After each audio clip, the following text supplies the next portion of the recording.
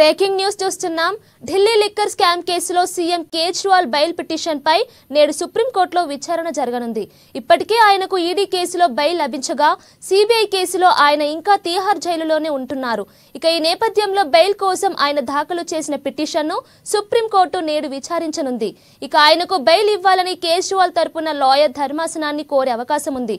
ఇక liquor scam అనేది కేవలం పేపర్లలో క్రియేట్ చేసిన ఆరోపణలని, అందులో ఏ మాత్రం వాస్తవం లేదని ఆప్ పార్టీ నేతలు ఆరోపిస్తున్నారు.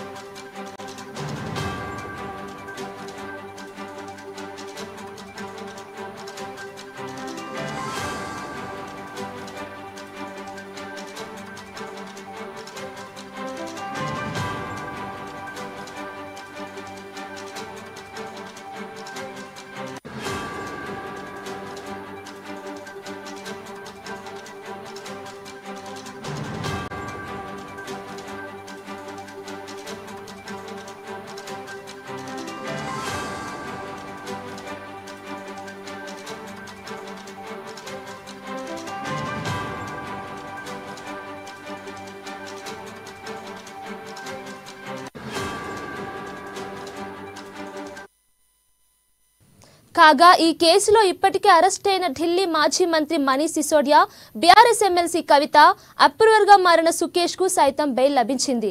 కేవలం కేజ్రీవాల్ మాత్రమే ప్రస్తుతం లిక్కర్ స్కామ్ కేసులో జైల్లో ఉంటున్నారు. ఇక కవితకు బెయిల్ రావడంతో ఆయనకు కూడా బెయిల్ వచ్చే అవకాశం ఉందని ఆప్ వర్గాలు బలంగా నమ్ముతున్నాయి. ఇక సుప్రీంకోర్టు సైతం ఇటీవల బెయిల్ మంజూరు చేసే అంశంపై కీలక వ్యాఖ్యలు చేసింది. ఇక బెయిల్ అనేది ఒక నియమమని, అది అందరికీ వర్తిస్తుందని పేర్కొన్న విషయం తెలిసిందే. ఇక దీనిపై పూర్తి డీటెయిల్స్ మా input editor Srinivas phone in ద్వారా అందిస్తారు. శ్రీనివాస్, చెప్పండి, కేజ్రీవాల్ బెయిల్ పిటిషన్ పై అప్డేట్స్ ఏంటి?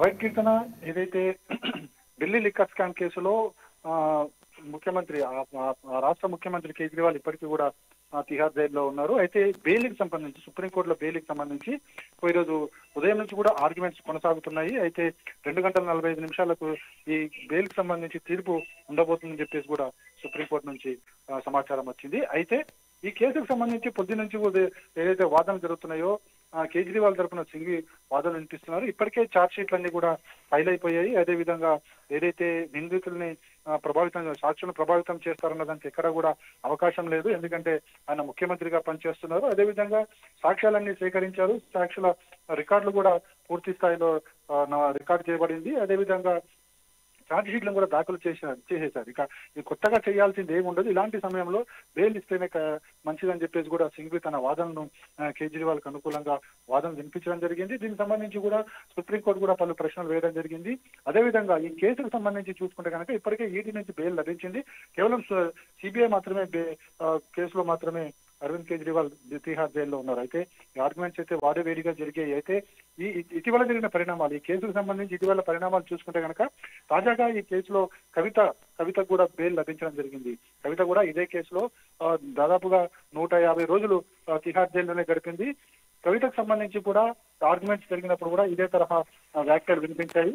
అయితే కవితకు కూడా బెయిల్ లభించడంతో ఈ కేసులో ఎవరెవరైతే ఉన్నారో మనీష్ సిసోడియా కావచ్చు, అదేవిధంగా ఇద్దరు అప్రూవర్ గా మారిన పరిస్థితి కూడా ఉంది.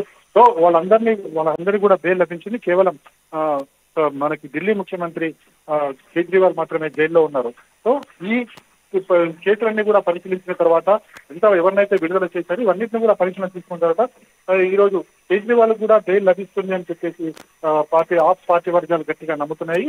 సో దీని మీద కాన్సన్ట్రేషన్ పెరిగింది. 2 గంటల 45 నిమిషాలకు తీర్పు వస్తుందా లేకపోతే మళ్ళీ కేసుని వాయిదా వేస్తారనేది కూడా ఒక ఉత్కంఠ అయితే పార్టీ వర్గాల్లో కనిపిస్తుంది. Right Srinivas, thank you.